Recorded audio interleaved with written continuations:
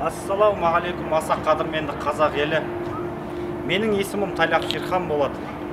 Мен Алматы облысы Панфилов ауданының тумасы боламын. Алматы қаласындағы мектептердің бірінде тарих, қоғам, дінтану пәндерінің ұстазы болып қызмет жасаймын. Мына еліміздің басына түскен осындай сындарлы сағаттарда жаны мен қанын аямай, біз үшін аянбай күресіп жатқан дәрігерлерге арнау жазып едім.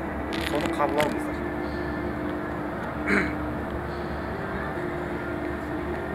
Халқын емдеп күндіз түні әбігер, ақ халатты киген жанның бәрі ер. Шала ұйықтап үй отбасын көрмеген, Алла сізге разы болсын дәрігер. Мен ұстазбын, балаларды сағындым, мектепті аңсап күн санадым, сарылдым. Біз біргеміз, батырлардың ұрпағы, қазақ деген кеңпейілді халқымның. Біз сенбеген Голливудтың кинолары шынға айналды, жұқпалы вирус тарап, Уханның жануарлар базарынан әлемнің бар еліне келді апат. Уханда карантин, қала жабық, жан тапсырды тілге келмей жұқтырғандар, белгісіз дерт жолдағыны селдей шайып, мыңдаған сау адамға жұққаны бар. Жабылды шекаралар, тоқтап ұшақ, респиратор, ақ киімде мамандар көп, қорқыныш бойды тұтас билеп алды, шығудан қалдық мүлде мазасыз болды. Өркениеттің орталығы Еуропа, Қытайдан соң аса ауыр зардап шекті, қауіптенген Еуропа материгі изоляция, карантинді талап етті. Білмейміз, қайтып қалай сақтануды, қалжың еттік әлеуметтік желілерде, көрінгеннің айтқаны шындық емес, дәлелі жоқ, ақпаратқа сене берме. Пандемия ковид деп аталады, сұм ажал айтпай келген қорқынышты, көшемен қалай елсіз бос қалды ғой, мектептерде балаларсыз өкінішті.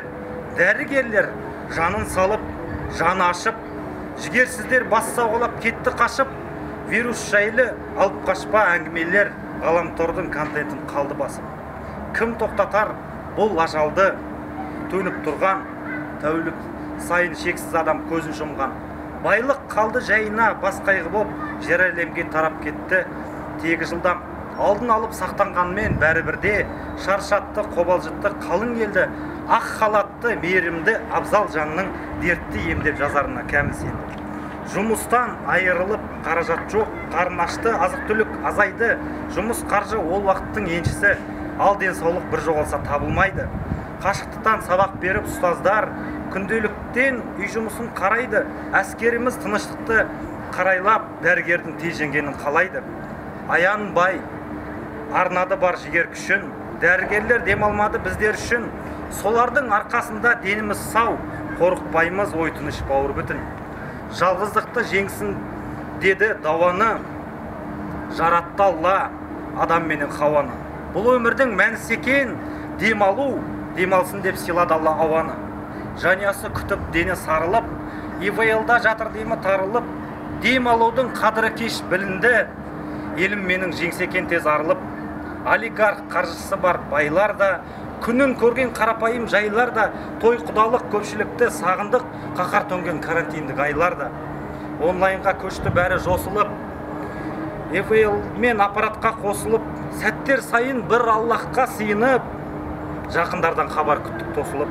Ғаламтордың беті толды азаға, пікір жазып бара алмадық қазаға, жұқтырғанның тыныс әбден тарылып, дем жетіспей салмақ салды мазаға. Тәуекел деп жанын қиған тарап тұр, ақ халатпен қан майданда жарап тұр. Бір Алла деп қарабастың қамымың, әр күніміз дәрігерге қарап тұр. Дәрігерлер обастан ақ шын пақыр, уақыт бізге көрсетті ғой кім батыр. Сөйтсеңдер мен бүйтсеңдер деп тығылып, диванында ақыл беріп кім жатыр. Бәле қорлар жүруші еді бүлініп, мұғалімнің қадыршын білініп, карантинде үйді оқытып көрдіңдер, неше түрлі кедергіге ілініп. Неге керек ғаламторда қаралап, саны аз ғой сыйлайықшы саралап. Дәрігерге қолдау бермей сынадық, батырларды ауыр сөзбен жаралап. Отыр деді үйімізде көнбедік, күмәнданып көп жүруді жөндедік. Енді міне жұқтырған соң жақындар, оқшауланып кінәмізді жөндедік. Қолғабысты құр сөздермен бастадық, дәрігердің жүрген жолын баспадық. Олар сынды әр жан үшін күресіп, қамқорлықтың шын тауынан аспадық. Той мен жиын жайға қалды бармадық, білмей тұрып дәрілерді қармадық. Жұқпасын деп мен арқылы үйіме жақындардың жерлеуіне бармадық. 18,5 миллион саны азбыз, ол ақым сырқаттанған жанды жазғыз. Қалың ел қан жұтып, туысынан айырылды, үйлерінде қалды жалғыз. Отаным Қазақстан аман болсын, халқым-ау, оңай емес, шыда сабыр. Карантинде дер кезде шыққанымыз, көрдіңіздер, нәтижесін беріп жатыр. Тәртіпке шын бағынайық жақындар, ел жағдайын жырлап жатыр ақындар. Бір Аллаға басым дейіп шынайы, дәрігерді мадақтауға хақым бар. Паника, истерика жасамаңдар, маска киіп оны жерге тастамаңдар. Ғаламторда неше түрлі үндеу жасап, өтінемін жоқсымдық бастамаңдар. Ажал келсе, бұл вируста жолда қалып, қалай болсын алады сені тауып, бір Алладан тілейікші дұғат оқып, бұл қайғының бір күні бітер анық.